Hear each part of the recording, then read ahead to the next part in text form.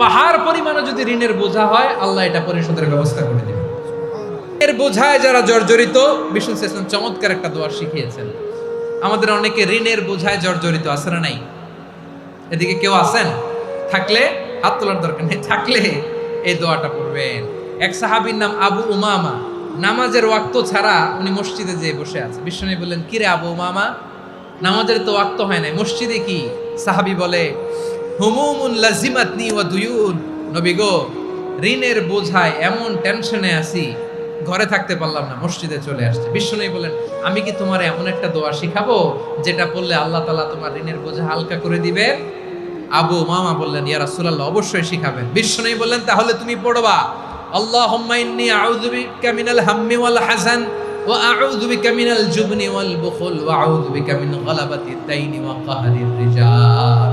ও আল্লাহ, তোমার কাছ থেকে দুশ্চিন্তা থেকে পানা চাই, কৃপণতা, ভীরুতা, অলসতা, কার্পণ্যতা, এই সব কিছু থেকে, মানুষের কঠোরতা, আমার উপর মানুষের আধিপত্য এবং ঋণের বোঝা থেকে পানা চাই।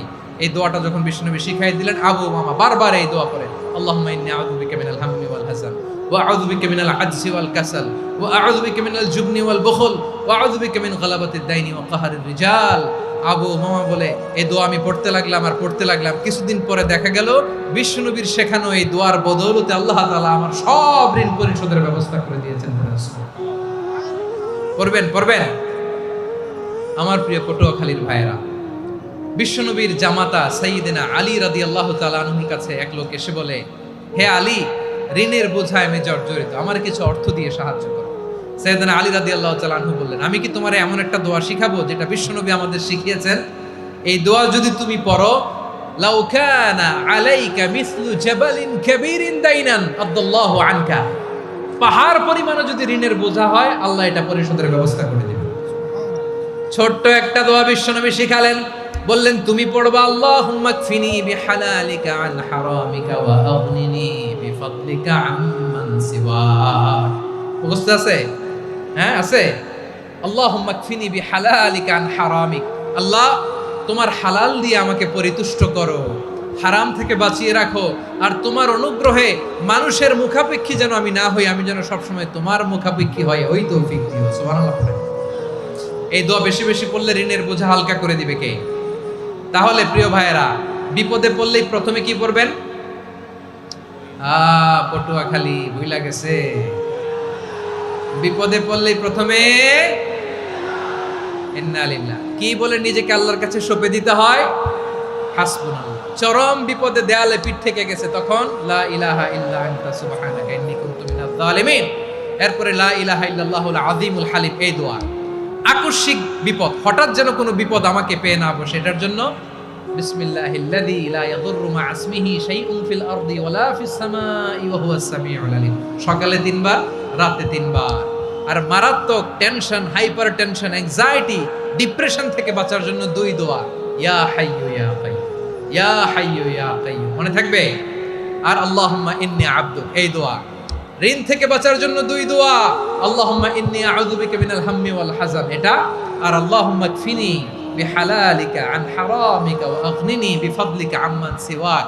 আর সব সময় পড়ার জন্য একটা আমল দিয়ে যাই, উঠতে বসতে, অফিসে যাচ্ছেন, অফিস থেকে ফিরতেছেন, বসে আছেন, শুয়ে আছেন, ছোট্ট এক শব্দে আমরা যেন বেশি বেশি পড়ি, আস্তাগফিরুল্লাহ।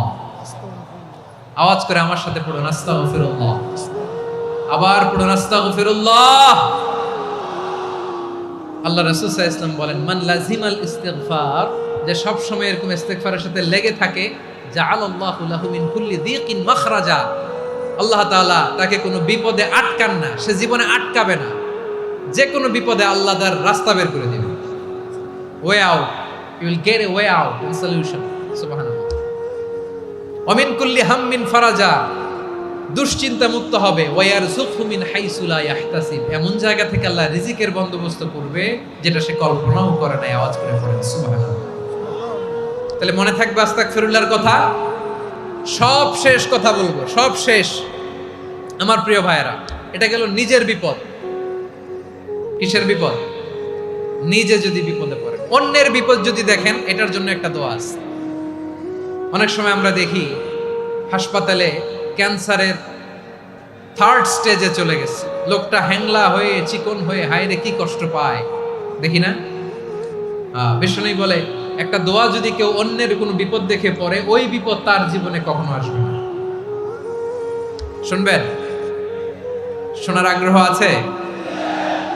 অনেক সময় হয় যে আমরা মহাসড়ক দিয়ে যখন চড়ি, দুর্ঘটনায় আইরে আল্লাহ, দুর্ঘটনায় মানুষের মাথা একদিকে, দেহ আরেকদিকে, ব্লিডিং, এরকম হয় না? আল্লাহ তুমি হেফাজত করো। বিশ্বনবী বলেন এই দুর্ঘটনা দেখে কেউ যদি এই দোয়াটা পড়ে, তার জীবনে সে কোনোদিন এরকম অ্যাক্সিডেন্টের সম্মুখীন হবে না। শুনবেন? বিশ্বনবী বলেন অন্যের বিপদ দেখে কেউ যদি পড়ে, আলহামদুলিল্লাহিল্লাযী আফানি মিম্মা বতালাকা বিহি ওয়া ফাদ্দালানি আলা কাসীরিন মিম্মান খালাকা তাফদীলা, মানে প্রশংসা সে আল্লাহর, যে আল্লাহ তাআলা তোমাকে যেই জিনিস দিয়ে পরীক্ষা করেছে, আমাকে ওইটা থেকে বাঁচিয়ে দিয়েছে। তোমাকে আল্লাহ যেই বিপদে ফেলেছে, আমাকে ওই বিপদ থেকে তিনি মুক্ত রেখেছে, আর তার অনেক সৃষ্টির উপর আমাকে তিনি প্রাধান্য দিয়েছে। সুবহানাল্লাহ পড়েন। যে কোনো বিপদ, কারো ক্যান্সার দেখে যদি এই দোয়াটা আপনি বিশ্বাসের সাথে পড়েন, জীবনে কোনোদিন ক্যান্সার রোগে আক্রান্ত হবেন না। দুর্ঘটনা দেখে যদি পড়েন, ওই দুর্ঘটনা আপনাকে স্পর্শ করবে না। যে কোনো কারো বিপদ দেখে যদি কোনো বিশ্বাসী বান্দা এই দোয়া পড়ে, বিশ্বনবী বলেন লাম ইউসিবহু যালিকাল বালা, ওই বিপদ তাকে আর ধরবে না। উফিয়া মিনহু মিন যালিকাল বালা কাইনাম মা কান, সে যতদিন হায়াত পাবে কোনোদিন ওই বিপদ তাকে স্পর্শ করবে না। এই দোয়াটা পড়তে রাজি আছেন আমার প্রিয় ভাইরা? তাহলে পুরো আলোচনার সেন্ট্রাল থিম হচ্ছে আমাদের জীবনে বিপদ আসবে, কষ্ট আসবে, দুঃখ আসবে, কিন্তু বিপদে আপদে আমরা হাল ছেড়ে দিব না, হতাশ হব না। মুমিন হতাশ হয় না, নিরাশ হয় না, হাল ছেড়ে দেয় না। মুমিন ভরসা রাখে একজনের উপর। আওয়াজ করে বলুন, যিনি কে? বিপদে পড়লে আমাদেরকে উদ্ধার করে কে? আবার আমাদেরকে যদি কোনো নেয়ামত আল্লাহ দিতে চান, ওইটা কেড়ে নেওয়ার ক্ষমতা কারো আছে? তাহলে আমরা কানেক্টিভিটি বাড়াবো কার সাথে? আমাদের প্রার্থনার ফরিয়াদের হাত তুলবো কার কাছে? রাজি আছেন? পটুয়াখালীর ভাইয়েরা, মনে থাকবে কথাগুলো? আল্লাহ তাআলা আমাদের সবাইকে কথাগুলো বোঝার ও আমল করার তৌফিক দান করুন।